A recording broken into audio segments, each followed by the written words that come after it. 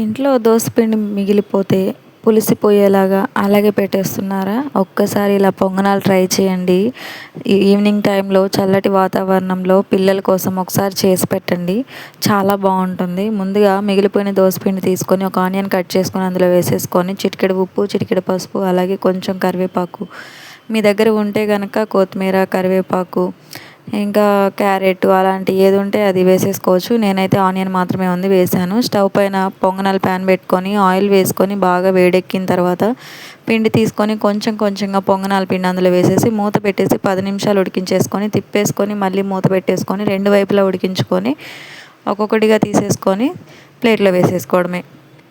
చాలా టేస్టీగా ఉంటుందండి. పిల్లల కోసం కాకపోయినా ఇంట్లో పెద్దవారి కోసమైనా ఒక్కసారి ఈవినింగ్ టైంలో ఇలా చేసి పెట్టండి.